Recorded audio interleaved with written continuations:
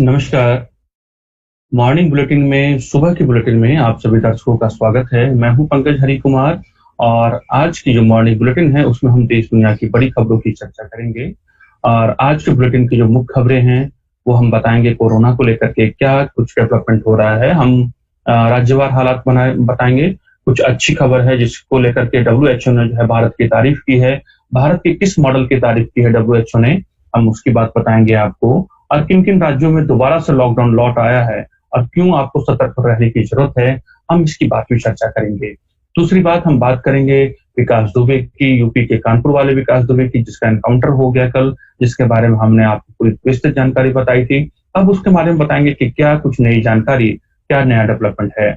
इसके बाद हम आपको बताएंगे कि किस तरीके से भारत और चीन को लेकर के जो बॉर्डर पे जो हालात हैं, अब किस तरह के हालात वहां पे भारत और चीन के बीच में, गलवान वैली में और लद्दाख में, लेह में जो हालात हैं वो किस तरह के हालात हैं, इस बुलेटिन में बताने की कोशिश करेंगे। इसके साथ ही हम आपको बताएंगे, बिहार लेके चलेंगे, बिहार की राजनीति की बात करेंगे। फिर उसके बाद बताएंगे कि हरियाणा बोर्ड ने जो है अपने बोर्ड के एग्जाम के परिणाम की घोषणाएं कर दी हैं, हम उसकी बात करेंगे। और बात करेंगे एम्स के डॉक्टर की कि आखिर उसने 10वीं मंजिल से छलांग लगाकर क्यों आत्महत्या कर ली है। तो सबसे पहले शुरुआत कोविड-19 से शुरुआत करते हैं। और कोविड-19 को लेकर के मैं बताऊं कि पूरे देश में जो हालात हैं, पूरे विश्व की बात करें तो पूरे विश्व में जो है अभी भी अमेरिका नंबर 1 पोजीशन पे बना हुआ है। सबसे ज्यादा मरीज वहीं पर हैं और सबसे ज्यादा मरने वालों की संख्या भी अमेरिका में है। दूसरे नंबर पर ब्राजील बना हुआ है और सबसे ज्यादा दूसरे नंबर पर मरने वालों में भी वही है।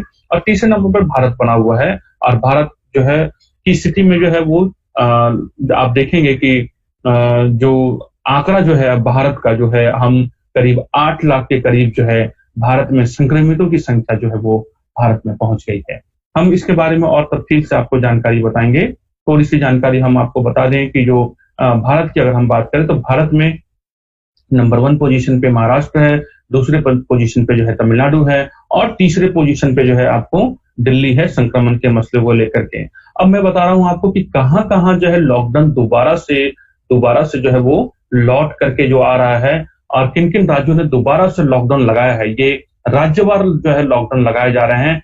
जहां-जहां जो कोरोना के संक्रमण की जो खबरें ज्यादा आ रही हैं, जिन राज्यों में आ रही है या जिन जिलों में आ रही है, वहां का प्रशासन जो है उन इलाकों में जो है लॉकडाउन लगा रहा है। इसका मतलब यह है कि एक लंबे समय के बाद जो कोरोना के जो हालात हैं वो जहां बिगड़ रहे हैं, वहां दोबारा से लॉकडाउन आ रहा है। ये एक खतरे का संकेत है, आपको समझने की जरूरत है, आपको अभी भी जो है ज्यादा सतर्क रहने की जरूरत है। मैं बताऊं सबसे पहले कि यूपी में जो है 55 घंटे का जो है वो लॉकडाउन लगा दिया गया है। जहां मैं आपको बताता हूं कि वहां क्या खुला रहेगा और क्या नहीं खुला रहेगा। दरअसल मैं बताऊं कि जो है कल से जो है माने 10 जुलाई की रात से ही जो है आपको मैं बताऊं कि लॉकडाउन लगा दिया गया है। रात 10 बजे से लेकर के 10 बजे से जो है ये लॉकडाउन लगाया गया है और ये 55 घंटे का लॉकडाउन है। और ये सोमवार सुबह जो है 5 बजे तक ये लॉकडाउन जारी रहेगा अगर आप यूपी के वासी हैं और यूपी में अगर आप रहते हैं तो। इसमें ये कहा गया है कि जो 55 घंटे का लॉकडाउन है कि इसमें जो जरूरी सेवाएं जितनी भी हैं जो लॉकडाउन के दरमियान खुली हैं वो खुली रहेंगी। पेट्रोल जो पंप हैं, वो ढाबे हैं, दवा की दुकानें हैं। आपको मैं बताऊं कि जो होम डिलीवरी है वो खुले रहेंगे। आपके जो हाईवे, सड़क निर्माण, ये तमाम जो काम चल रहे हैं वो सभी चीजें जो है वो आपको जारी रहेंगे। इसमें क्या क्या चीजें नहीं खुलेंगी आपको जो पहले से जो लागू रहे हैं आपको मालूम है। दूसरी बात मैं बताऊं कि इस पूरे लॉकडाउन के दरमियान में जो सबसे ज्यादा सख्त किया गया है वो आपको मास्क पहनना ही होगा, सोशल डिस्टेंसिंग का पालन करना ही होगा। और अगर आप नहीं करते हैं तो अब जो है यूपी में जो जुर्माने की राशि है वो 100 रुपए से बढ़ाकर के 500 रुपए कर दी गई है। तो आप इसके लिए सतर्क रहें।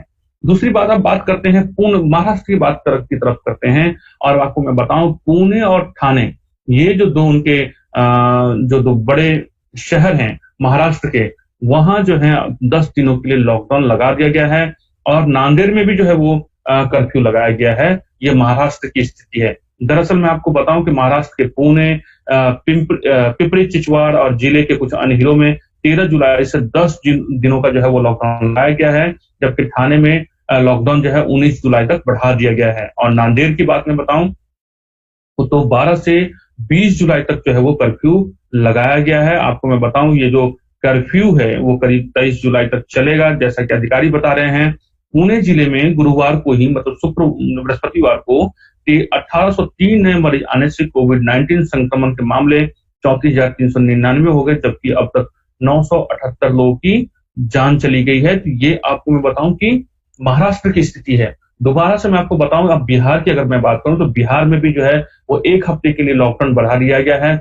लगातार वहां पर केस बिगड़ते जा रहे थे, लगातार जो है वहां मौत का आंकड़ा बढ़ता जा रहा था। बिहार में मौत का आंकड़ा 100 को पार कर गया था और वहां पे पिछले 3-4 दिनों में जो केस जो है वो डबल हो गए थे। तो बिहार के पटना में जो है वो लॉकडाउन लगा दिया गया है 1 हफ्ते के लिए। आपको मैं बात करूं बंगाल की, तो बंगाल में भी ममता बनर्जी ने है वो जो है लॉकडाउन बढ़ाया है। साथ ही जो अंतर्राज्यीय जो फ्लाइट्स हैं उस फ्लाइट पर भी पाबंदी लगा दी गई है। तो आपको ये समझना जरूरी है कि किस तरीके से धीरे धीरे करके लॉकडाउन वापस आ रहा है और राज्य में जिन जिन राज्यों में जो लॉकडाउन जो संक्रमण की संख्या बढ़ती जा रही है उसको लेकर के राज्य सरकार अपना फैसला ले रही है, या जिले के जो डीएम है उनको आदेश दिया गया है कि वो जिलावार जो है वो फैसला ले रहे हैं। अब आपको इन सब चीजों को लेकर के जब तक कोई बेहतर कारगर पुख्ता इलाज नहीं हो जाता है, आपको ज्यादा सतर्क रहने की जरूरत है। हमारे द इंडिया प्लस न्यूज और द बिहार प्लस न्यूज ये आपसे जो है बार बार अपील करता है। अब एक बात बताते हैं, थोड़ी सी जो है रिसर्च की बात कर लेते हैं, क्योंकि हमें उन रिसर्चों को जानना भी बेहद जरूरी है कि आखिर कोविड-19 को लेकर के नए नए रिसर्च क्या सामने आ रहे हैं। मैं आपको बताऊं कि अब जो नए रिसर्च सामने आए हैं वो थोड़े से आपको और सतर्क करता है। आप ऐसे व्यक्ति जो कोविड-19 से पीड़ित हो चुके हैं उनको अगर वो इलाज ठीक हो जाने के बावजूद भी उनको एक लंबे समय के लिए अपने आप का उनको ख्याल रखना वो जरूरी है। ये मैं इसलिए कह रहा हूं कि पिछले 6 महीने के बाद जो है वो जो रिसर्च सामने आए हैं उसमें ये पता चल जो मालूम अभी हो रहा है कि वायरस के सभी उम्र के हजारों लोग हफ्तों या महीनों तक बीमार रह सकते हैं। दरअसल जो ब्रिटिश फॉरेंसिक मनोचिकित्सक जेनी जज को मार्च में बुखार, सर्दी, सिरदर्द, सांस लेने जैसी तकलीफ हुई थी।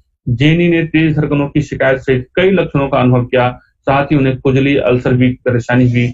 एक बिंदु पर वह इतनी नाजुक थी कि अब उन्होंने अपने कुत्तों को बात करना शुरू कर दिया था। मतलब ये है कि एक जर्नल में प्रकाशित हुआ है, ये केस स्टडी है और केस स्टडी में इस तरह की बातें सामने आई है कि अगर आप ठीक हो जाते हैं बीमार पड़ने के 60 दिन बाद भी आपके में लक्षण जो है आप लक्षण से पीड़ित हो सकते हैं। मरीजों को थकान, सांस लेने में दिक्कत, ये तमाम तरह की चीजें मौजूद रह सकती हैं। तो आपको ज्यादा जो है आपको जो है एक तरीके से सतर्क रहने की जरूरत है और आपको अगर अस्पताल से छुट्टी के बाद अगर आप हो भी जाता है तब पर भी जो है ऐसे मरीज जो कोविड-19 से पीड़ित रहे हैं आपको ख्याल रखने की जरूरत है, या उनके परिजनों को उनका खास ख्याल रखने की जरूरत है। ऐसा जो है वो रिसर्च में ब्रिटेन की जो रिसर्च पत्रिका है आपको मैं बताऊं उसमें जो है ये सारी चीजें प्रकाशित की गई है।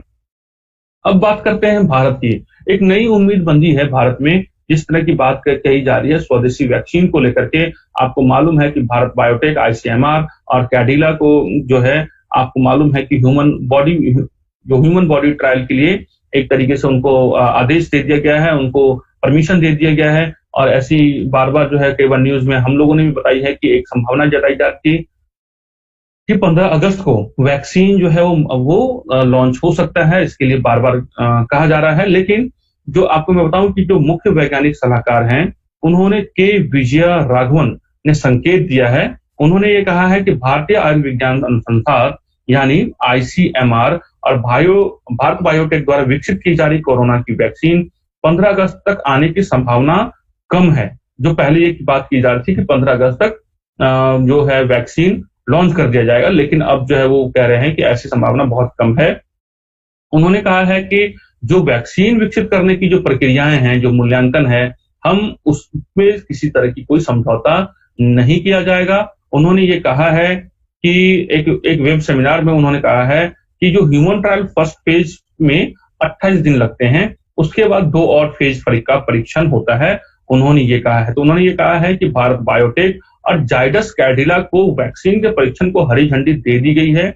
इसलिए भारत बायोटेक के वैक्सीन या जाइडस कैडिला के वैक्सीन को बड़ी मूल्यांकन प्रक्रिया से गुजरना होगा, जिससे किसी तरह का समझौता नहीं किया जाएगा। ये बात जो है जो चीफ वैज्ञानिक सलाहकार हैं के राघवन, ये सलाहकार हैं गवर्नमेंट के, केंद्र सरकार के, उन्होंने ये बात साफ साफ कर दी है कि 15 अगस्त तक जो है वो अब वैक्सीन आने की संभावनाएं बहुत कम है। अब आपको मैं बताता हूँ, चलता हूँ लेकर के। अब डब्ल्यूएचओ की बात मैं करता हूँ। डब्ल्यूएचओ ने क्या कुछ अच्छा हो रहा है हमारे देश में कोरोना को संक्रमण को लेकर के। कुछ अच्छी बातें मैं आपको बताता हूँ। कोरोना को लेकर के जो डब्ल्यूएचओ है, वर्ल्ड हेल्थ ऑर्गेनाइजेशन, उन्होंने जो है वो तारीफ की है। लेकिन तारीफ किसकी की है? महाराष्ट्र में जो धारावी है, वो एशिया का सबसे बड़ा स्लम जो क्लस्टर है, जो बस्ती है, उस पे जो जिस तरीके के प्रशासनिक काम वहां पर हुआ है, और एक संभावना जताई जा रही थी कि जिस तरह की घनी आबादी है और जिस तरह का वहां का जो स्ट्रक्चर है, वहां बहुत ही ज्यादा जो है वो इसका संक्रमण फैलने का डर बना हुआ था। लेकिन महाराष्ट्र सरकार और जो स्थानीय प्रशासन और जो वहां पे हेल्थ वर्कर ने जिस तरीके से वहां पे जो काम किया है, अब उसकी तारीफ जो है डब्ल्यूएचओ ने भी की है। डब्ल्यूएचओ ने की है कि उन्होंने कही है कि एशिया की सबसे बड़ी झुग्गी बस्ती में संक्रमण अब नियंत्रण में है। विश्व स्वास्थ्य संगठन ने भी इसकी तारीफ की है।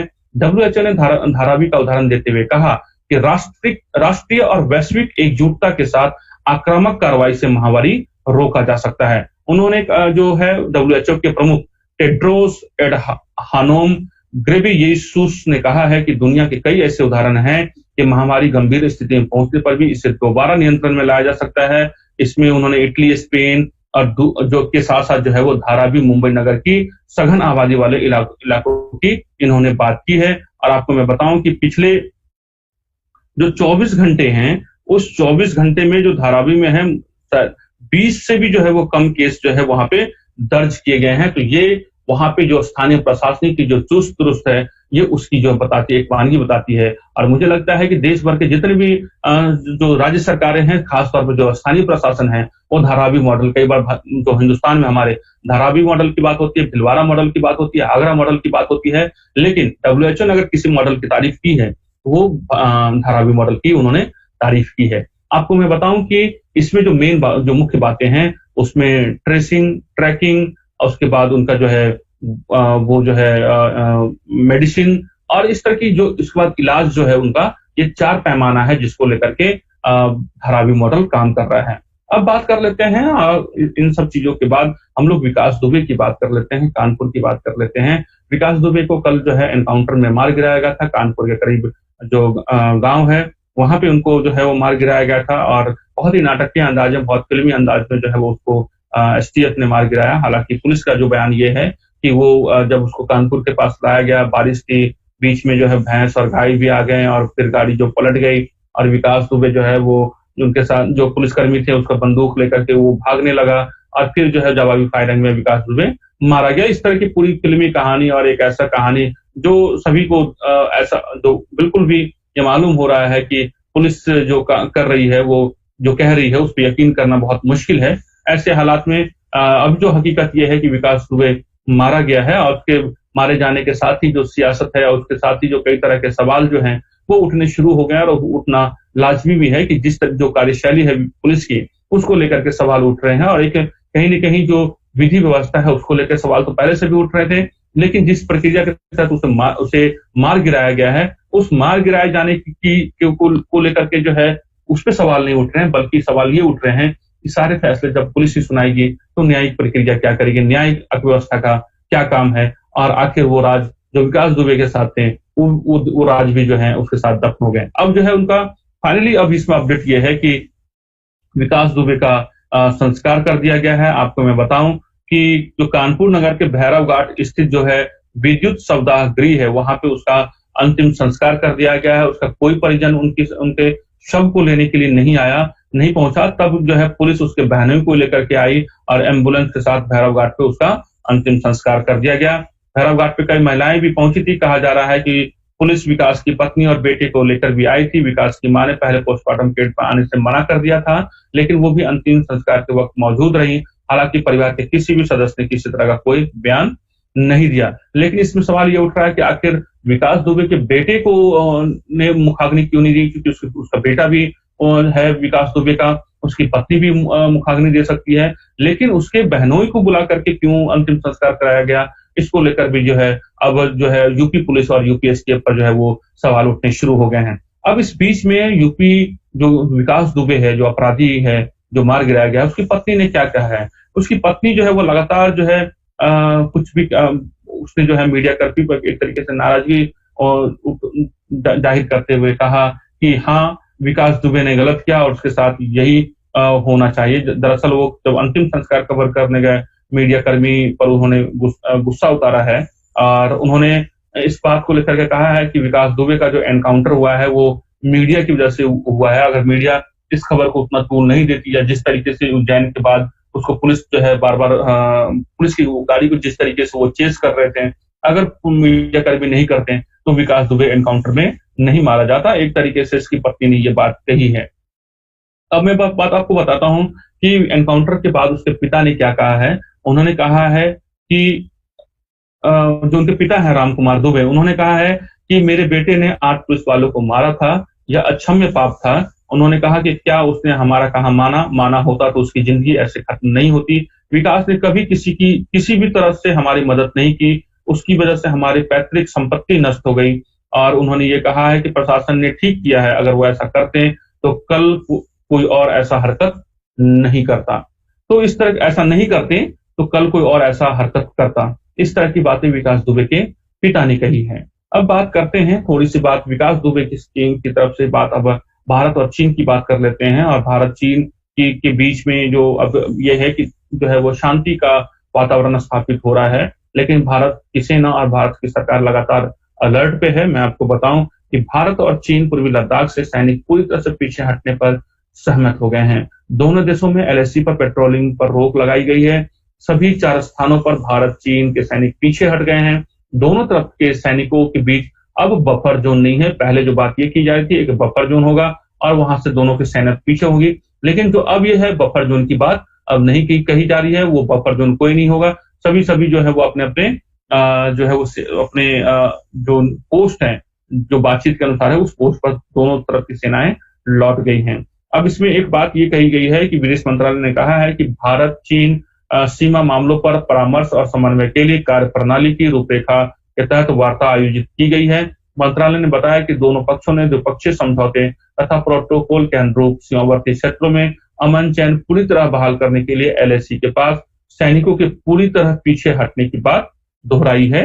तो ये जो है बॉर्डर से आप देखेंगे कि एक अच्छी खबर जो है वहां से आ रही है। अब करते हैं थोड़ी-सी राजनीति की बात कर लेते हैं। राजनीति में चलते हैं बिहार और आपको मालूम है कि इस तरीके से एनडीए में नाराजगी चल रही है, जो चिराग पासवान है और सुशील कुमार मोदी के बीच में है। सीटों को लेकर के आपसी खींचतान चल रहा है। इस बीच जो है सुशील मोदी ने जो है एक राजनीतिक बयान दिया है। उन्होंने कहा है कि अगर लालू यादव जेल से बाहर निकले, तो एनडीए मतलब बिहार में जो जेडीयू, बीजेपी और जो उनकी जो एलजेपी है, वो 3/4 जो है वो सीटों पर लौटेगी। ऐसा जो है सुशील कुमार मोदी जो डिप्टी सीएम है, बीजेपी के नेता हैं, उन्होंने ऐसा दावा किया है। उन्होंने ये कहा है कि अगर लालू यादव जमानत पे छूटते हैं तो ये एनडीए के लिए एक अच्छी बात है और एनडीए जो है वो और मजबूती से जो है वो बिहार में जो है वो लौटेगा। उन्होंने कहा कि उस समय लालू प्रसाद जेल से बाहर थे, उनकी पार्टी मात्र 22 सीटों पर सिमट गई थी, नेता प्रतिपक्ष का पद पाने की भी हैसियत नहीं थी। उन्होंने कहा कि लालू प्रसाद यदि जनता के बीच रहते हैं तो उन्हें 15 साल के भयावह शासनकाल की याद दिलाने में हमें कोई मेहनत नहीं करनी पड़ेगी। तो एक बात वही चीजें हैं कि ये अब इनके 15 साल की बात ये अपनी नहीं करते हैं एनडीए सरकार या सुशील कुमार मोदी अपने 15 साल की बात नहीं करते हैं। लेकिन जब अगर उन्होंने अच्छा काम नहीं किया, जो लालू शासन में कहीं न कहीं जो भी अच्छा काम नहीं हुआ, आखिर जनता ने उन्हें सत्ता से बाहर कर दिया और लगातार 15 साल में आप हैं। तो सुशील कुमार मोदी अपने 15 साल की सत्ता की बात नहीं करते हैं। एक तरीके से जो है बिहार के जो मतदाता हैं, उनको गुमराह करने की बात करते हैं और लालू का भय दिखा करके वोट हासिल करने की बात करते हैं। तो फैसला जनता को लेना है। मुझे लगता है जब चुनाव होगा तो जनता समझदार है, बिहार की जनता वो जरूर फैसला लेगी कि जो सुशील कुमार मोदी के दावे में कितना दम है और लालू यादव का भय दिखा करके वो क्या वोट हासिल कर सकती है। अब आपको मैं बताता हूं कि एम्स की तरफ बढ़ते हैं और एम्स में आपको मैं बताऊं कि एक डॉक्टर ने जो है वो 10वीं मंजिल से छलांग लगाकर जान दे दी है। दरअसल मृतक की पहचान अनुराग के रूप में की गई है। वह मनोवैज्ञानिक विभाग में जूनियर रेजिडेंट डॉक्टर थे और वरिष्ठ पुलिस अधिकारी ने कहा है कि अनुराग डॉक्टर छात्रावास में रहता था। कथित तौर पर शाम 5 बजे वह छात्रावास की 10वीं मंजिल से कूद गया है। दरअसल जो दिल्ली के जो है पुलिस उपायुक्त दक्षिण जो है अतुल कुमार ठाकुर ने बताया कि उसे एम्स कैजुअलिटी ले जाया गया, जहां उसने दम तोड़ दिया। मामले की जांच के आदेश दिए गए हैं। जो बात निकल के आ रही है अभी कि क्या ऐसे ये कहा जा रहा है कि वो अवसाद में थे, डिप्रेशन में थे, लेकिन एम्स में बहुत सारे ऐसे मामले आए हुए हैं कि जहाँ पर किसी न किसी तरीके से वहाँ पे भेदभाव की बात होती रही है और डॉक्टर जो है कई बार जो है इस तरह की शिकायत वहाँ पे करते हैं। तो ये एक गहन छानबीन का मुद्दा है, गहन वहाँ पे इसका विमर्श होना चाहिए कि क्या वो वाक़ई में डिप्रेशन में थे या किसी और वजह से जो है जो अनुराग जो कुमार हैं, उन्होंने जो है वो छलांग लगाकर आत्महत्या की है। और आपको मैं बताऊँ कि जो केंद्रीय स्वास्थ्य मंत्री डॉक्टर हर्षवर्धन हैं, उन्होंने इस युवा डॉक्टर अनुराग ठाकुर की जो मौत है, जो सुसाइड है, उस पे जो है उन्होंने दुःख ज़ाहिर किया है। और आज की जो अंतिम खबर है, वो हरियाणा बोर्ड से जुड़ी हुई खबर है। मैं आपको बताऊँ कि हरियाणा बोर्ड ने जो है वो 10वीं के परीक्षा परिणाम घोषित कर दिए गए हैं और उसमें जो है लड़कियों ने एक बार फिर बाजी मारी है, लड़के पीछे रह गए हैं और मैं आपको बताऊँ कि परीक्षाएँ मार्च महीने में हुई थी। इसमें जिसमें नारनौद के टैगोर स्कूल की छात्रा ऋषिता